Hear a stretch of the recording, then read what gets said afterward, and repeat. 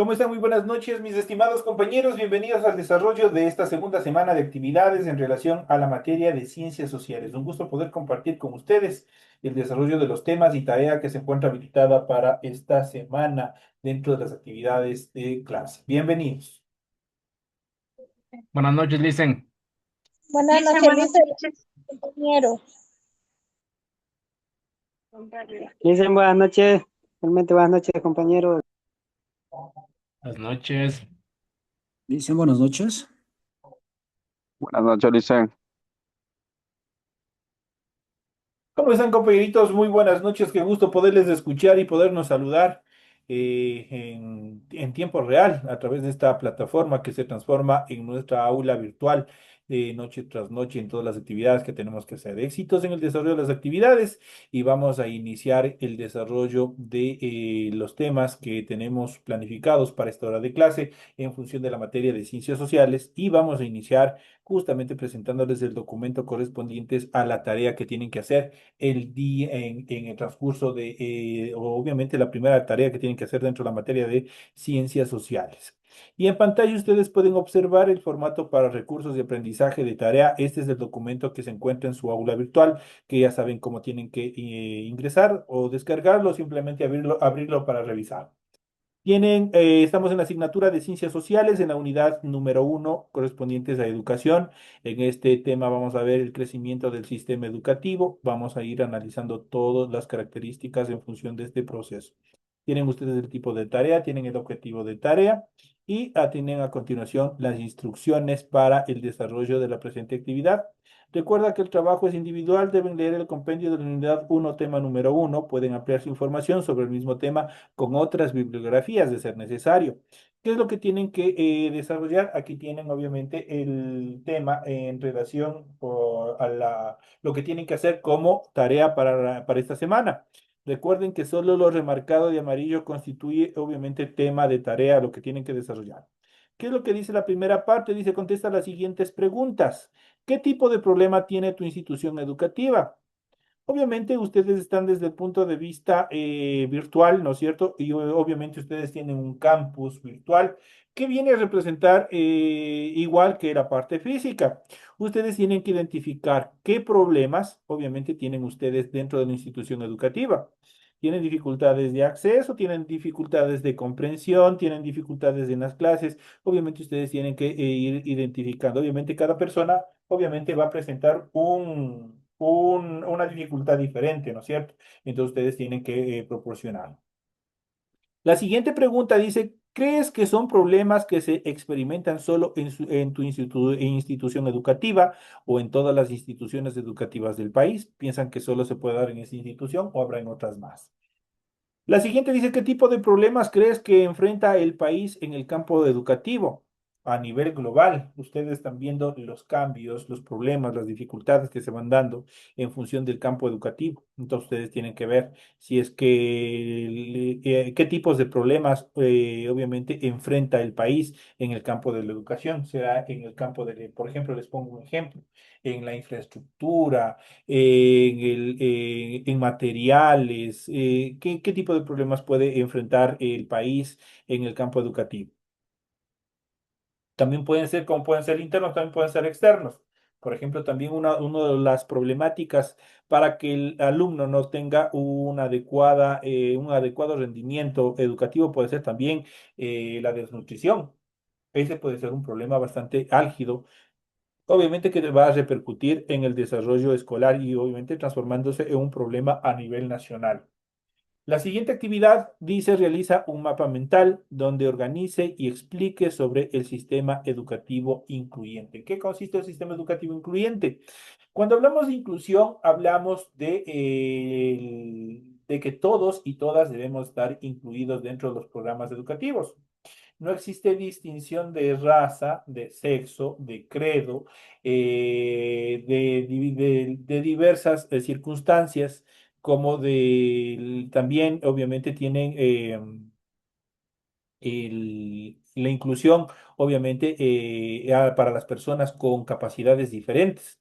Entonces, todos ellos deben estar incluidos, tienen que estar inmersos en los programas educativos. ¿Qué es lo que tienen que hacer? Este es un organizador gráfico. tienen que organizar un mapa mental donde ustedes van a organizar y explicar las ideas principales o los conceptos principales sobre el sistema educativo incluyente. ¿En qué consiste el sistema educativo incluyente? Para ello, obviamente, les he puesto yo aquí un modelo, pero ustedes pueden investigar. En Internet existen diferentes modelos de organizadores, de mapas mentales, en este caso, lo que se les está pidiendo acá, que es justamente un mapa mental. Ustedes pueden ir viendo una infinidad de modelos, de formas, las cuales ustedes pueden aplicar. Ese obviamente es simplemente un modelo nada más. Recuerden que el trabajo es 100% escrito, claro y ordenado. Deben utilizar combinaciones de colores, líneas, símbolos e imágenes para ilustrar el contenido. Obviamente en este mapa mental ustedes pueden aplicar toda esta parte de aquí, en la combinación de colores, líneas, símbolos, imágenes para ilustrar obviamente el contenido de su mapa mental. A continuación tenemos obviamente la instrucción, ya saben. Tareas que sean realizadas parcial o totalmente con inteligencia artificial obtendrán una valoración de 0 puntos, sin opción a repetir, sin opción a recuperación. Así que tengan mucho cuidado. Todas las tareas, ya saben, son hechas a mano. Pueden hacerlo, obviamente, pues, en el caso de que así lo meriten. Si es que hay algunas imágenes, ustedes pueden o quieren agregar ustedes imágenes, hay dos opciones. Ustedes lo pueden hacer dibujando o también pueden pegar cromos. Eso ya queda a discreción y a iniciativa, a imaginación del estudiante. Con tal que ustedes me proyecten clara la idea de la tarea o de los temas de la tarea, es más que suficiente. O la organización y la limpieza de la tarea, la presentación de la tarea, eso es lo que se les valora en relación a los puntajes. A Listo, continuación, una pregunta. dígame.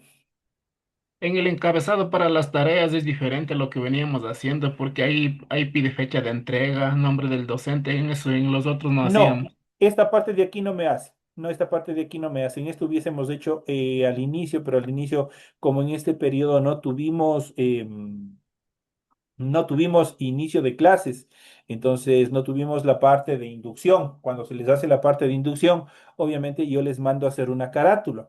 Esto que dice elabore una portada, que es una carátula donde indiquen nombre de la institución educativa, nivel y todos estos datos que acabo de marcarle voy a marcarle de rojo de paso, para que obviamente vean que esta parte obviamente no tienen que hacer. Gracias, Liz. Esta parte que está de rojo, definitivamente eso se elimina de la tarea. Eso no tienen que hacer. Entonces, ustedes tienen que hacer la rotulación que se viene haciendo normalmente. Entonces, esa es la que tienen que hacer, donde va centrado el nombre de la institución, luego viene el nombre de cada uno de ustedes, el curso, la fecha, viene también el tema de la tarea, la asignatura a la que pertenece y en la parte de derecha superior, obviamente la semana a que pertenece la tarea, eso es todo. Ustedes ya saben cómo tienen que hacer. En el caso de pronto algunas de las compañeritas nuevas o se comunican conmigo para mandarles el formato o de pronto algún compañerito que les pueda guiar, que les pueda ayudar, sería de muy buena ayuda. Entonces, esta parte de aquí, lo que está marcado de rojo, eso sí no se va. Eso sí no va para el desarrollo. Buenas noches, Lisen. Yo sí estoy presente, Lisen, en la clase. Yo nunca dije que estuviera ausente. No, no. No les dije que estuviera ausente. No, no, sí estoy, Lisen. Ya. Buenas Bien, noches. bienvenida. Un gusto saludar. Entonces, habíamos estado en la siguiente estructura donde dice las tareas que se realicen parcial o totalmente con inteligencia artificial obtendrán una valoración de 0 puntos sin opción a repetir, eso se quiere decir sin opción a recuperación. Así es que no se les dice que no consulten en la IA, no se dice que no consulten, ustedes pueden consultar, es una excelente herramienta para consultar, pero también la IA se equivoca, tienen que tener mucho cuidado, a veces la IA se equivoca. Les pregunta una cosa y como tienen gran amplitud en cuanto a información, a veces les da una información errónea como resultado. Es que tienen que primero verificar antes de desarrollar. Una vez que de pronto consultaron con inteligencia artificial, ¿qué es lo que tienen que hacer? Simplemente transcribir. Todas las hojas serán verificadas, obviamente que sean originales, hechas a mano. Eso sí, los compañeros que presenten desarrollado el contenido con IA, automáticamente ahí obviamente les debe mandar el mensaje, les debe colocar el mensaje que por tal situación, obviamente ustedes tienen una valoración de cero, así que mejor eviten esa parte. Eso en cuanto a esta determinación. En relación a las recomendaciones, ustedes tienen que revisar, ya saben, gramática, ortografía, organización de ideas, tiempos establecidos para la presentación y obviamente la rúbrica de calificaciones que tienen que revisar para que cumplan todos los requerimientos que la institución solicita.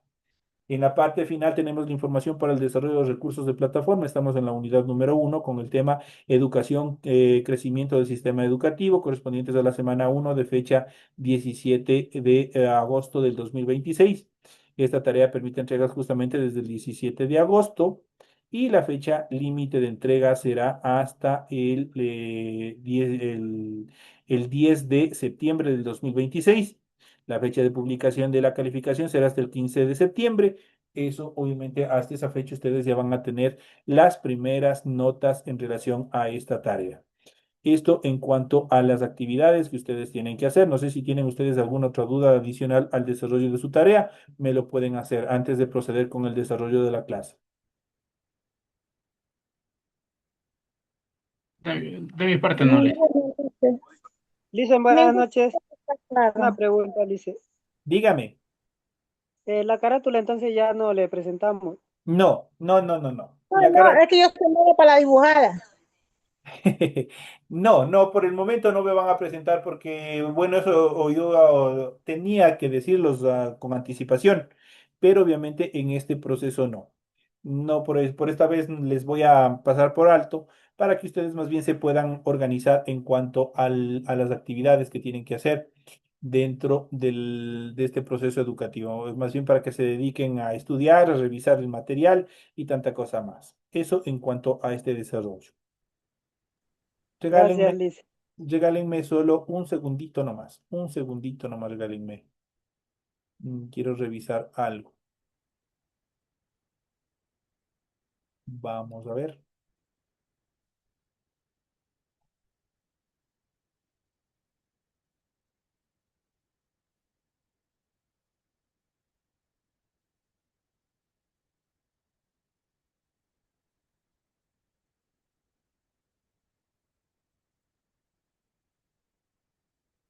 Listo, compañeros, vamos a iniciar con el desarrollo de las actividades y a continuación vamos a iniciar con el desarrollo del contenido de nuestro material de apoyo.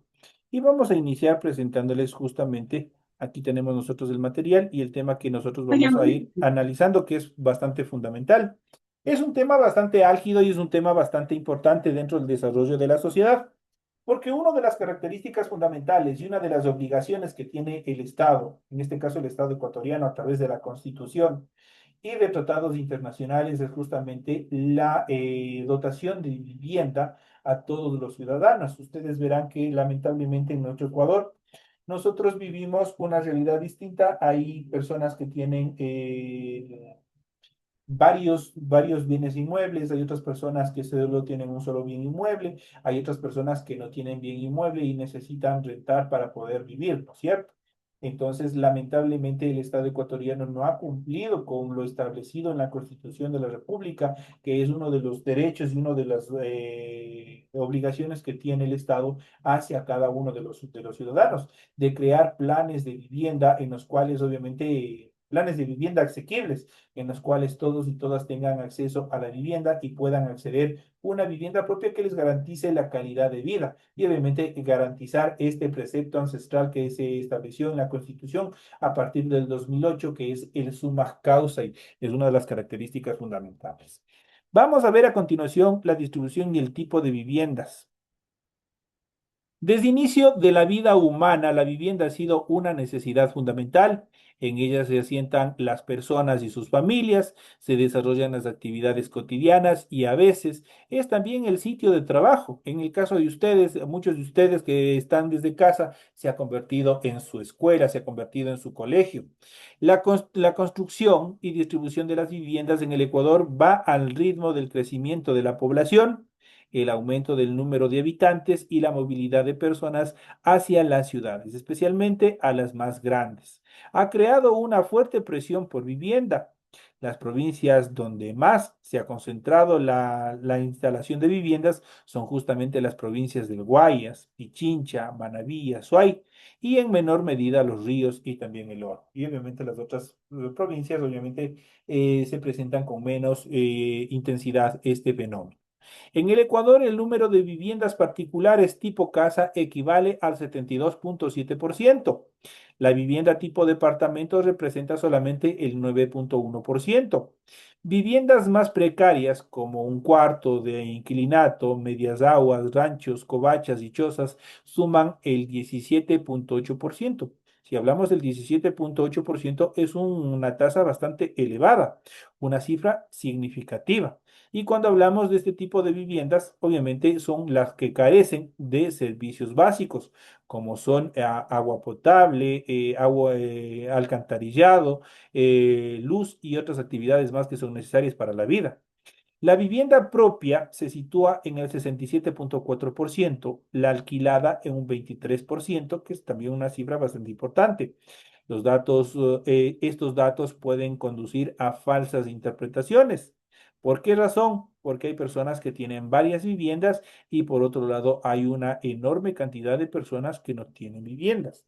Por ende, estos datos no son 100% fiables ni reales porque obviamente se prestan para errores. De hecho, van a generar errores, como les había dicho. Hay personas que obviamente son propietarias no solamente de una, dos, de tres, de cuatro, hasta de cinco viviendas de una sola persona.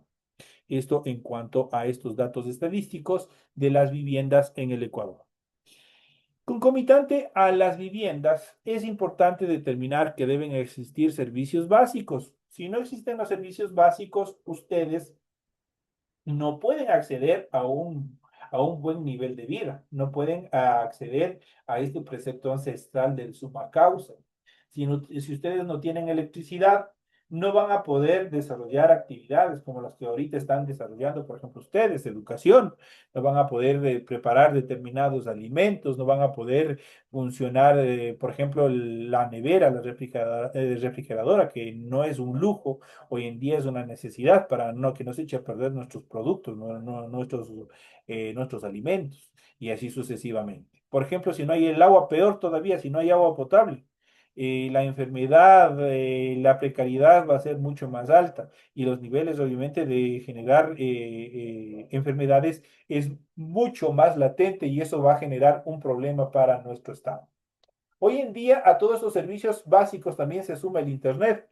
Hoy en día el Internet no es solamente un proceso de diversión, no es un elemento de diversión, sino se ha transformado en muchos de los casos en, en una herramienta en función de negocio, en función de emprendimiento.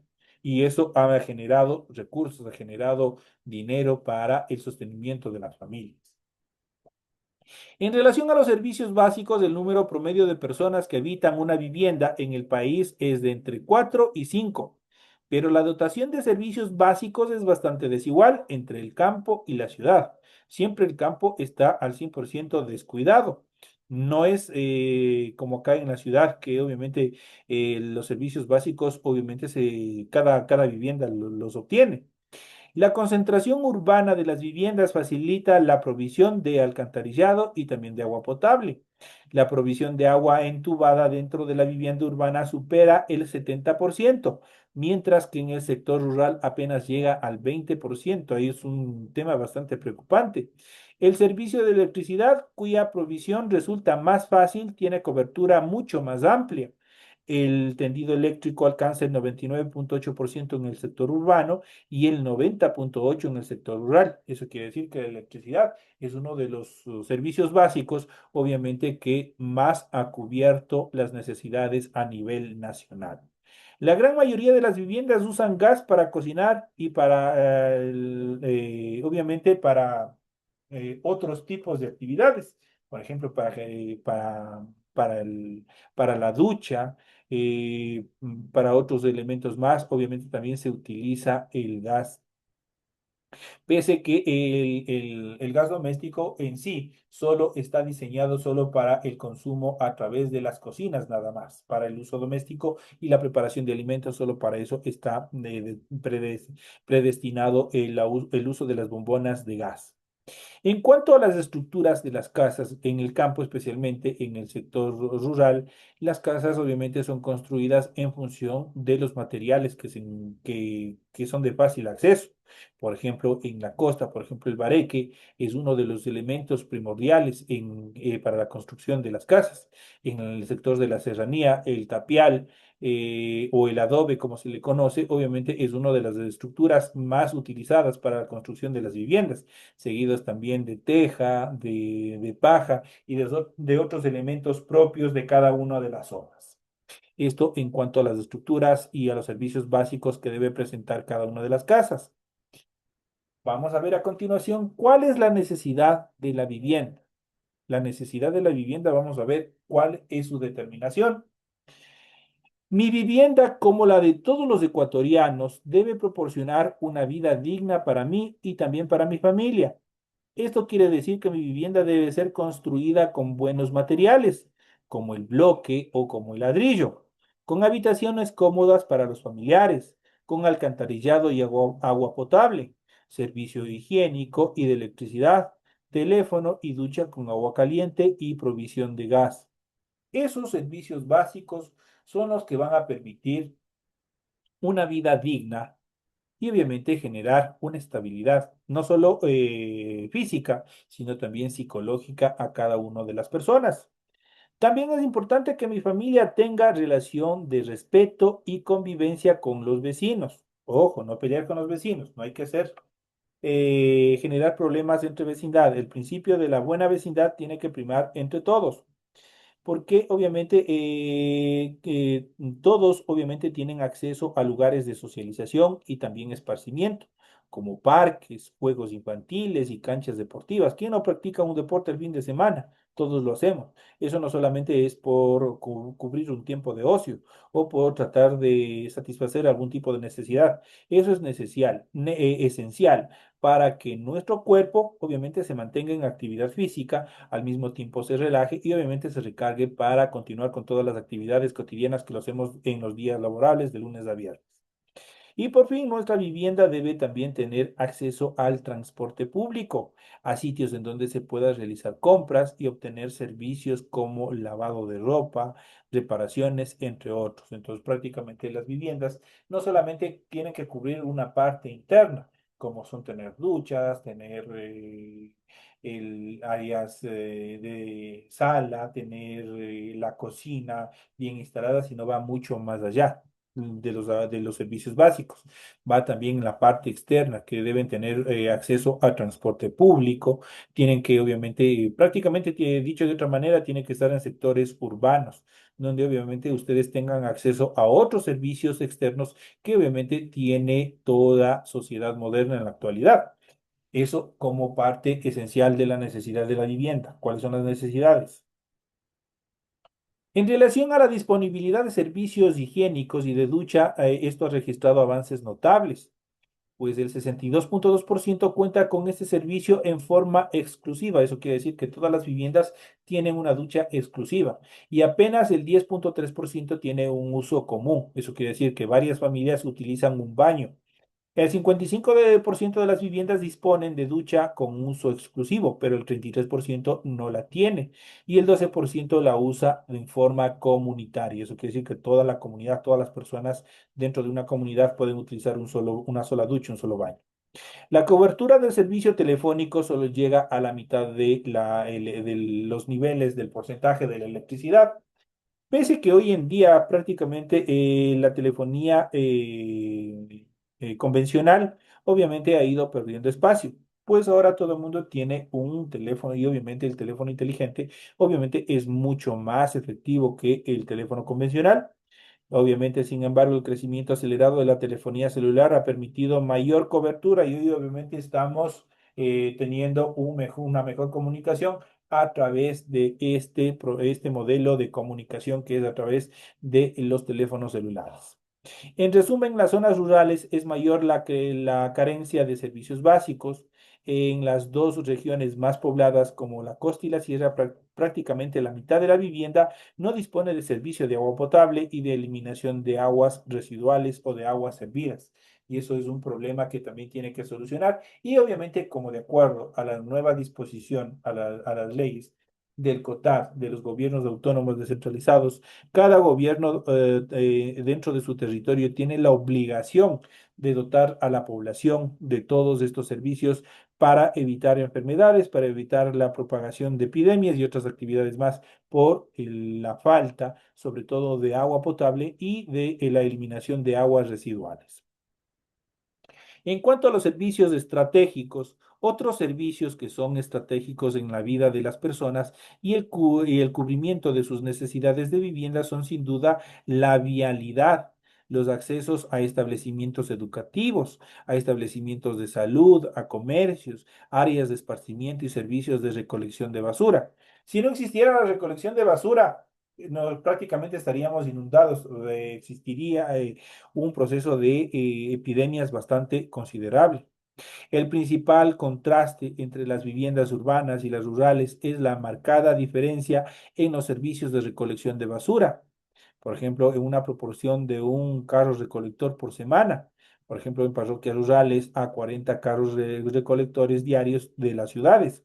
Entonces, es una determinación bastante diferente en cuanto a un espacio bastante diferente en relación a los niveles de recolección de basura, tanto en las ciudades como en el campo. Es claro que las ciudades son centros muy poblados y sus necesidades son mayores que en el campo, pero las administraciones municipales han desatendido sistemáticamente a las áreas rurales y eso no tiene que generar o generarse de esa manera porque estamos desarrollando un proceso de discriminación y eso dentro de los procesos políticos, administrativos, no se puede dar. Si se atiende a las ciudades, también se tiene que atender a los sectores rurales de nuestra población. Esto en cuanto a los temas más importantes que nosotros hemos ido desarrollando en esta primera etapa de nuestra clase en función de la vivienda. Vamos a nuestra siguiente etapa de clases y vamos a ir viendo justamente un poco más acerca de las características en cuanto a la vivienda.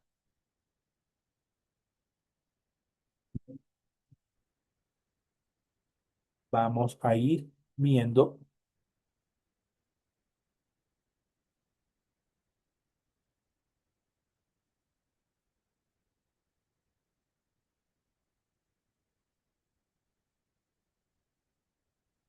Y aquí le vamos a dar con una conceptualización un poco más sistemática en cuanto a las características de la vivienda. Vamos a ver cuáles son. Vivienda, vamos a ver la definición. ¿Qué es una vivienda? La vivienda es un lugar cerrado y cubierto que se construye para que sea habitado por personas. Este tipo de edificaciones ofrece refugio a los seres humanos y les protege de las condiciones climáticas adversas, además de proporcionarles intimidad y espacio para guardar sus pertenencias y desarrollar sus actividades cotidianas. Esa es la función principal que tiene una vivienda, o dicho de otra manera, la definición de una vivienda. En cuanto a casa, departamento, apartamento, residencia, piso, hogar, domicilio y estancia, son algunos de los términos que se usan como sinónimos de vivienda. La utilización de cada concepto depende de ciertas características, generalmente vinculadas al tipo de construcción. De esta forma, las viviendas colectivas reciben nombres como apartamentos o departamentos. ¿Por qué se los considera como viviendas colectivas? Porque ahí obviamente van a vivir varias familias en una sola edificación. Eso obviamente, mientras que las viviendas individuales se conocen como casas, chalets, entre otras determinaciones. Las viviendas provisionales o precarias también pueden ser denominadas con términos específicos, como en determinados países, por ejemplo, les dicen chabola, por ejemplo, en Argentina, por ejemplo. El conjunto de dichas casas se conoce también con el nombre de villa, dependiendo de los lugares. Por ejemplo, aquí en nuestro país, por ejemplo, las casas que están dentro del sector urbano, pero que no cuentan con los servicios urbanos, se los conoce justamente como suburbios. Entonces, son prácticamente lunares dentro de la ciudad que las autoridades han ido desatendiendo sistemáticamente, prácticamente poniéndoles en las mismas condiciones que las casas del sector rural. Entonces son prácticamente un problema para las personas que viven en estos sectores, pues ellos no tienen disponibilidad, por ejemplo, de alcantarillado. Muchas veces no tienen alumbrado público, no tienen electricidad y otras actividades más. Es totalmente una vivienda precaria, pero las personas justamente necesitan de sobre o de vivir, obviamente, de habitar este tipo de viviendas. En cuanto a la vivienda digna, el acceso a una vivienda digna es un derecho humano inalienable, ya que un techo inadecuado atenta de forma directa contra la salud física y mental de las personas. La accesibilidad física, la inclusión de servicios básicos como el agua potable, el gas, la electricidad, el respeto por las tradiciones culturales y la seguridad deben tomar parte del derecho a la vivienda.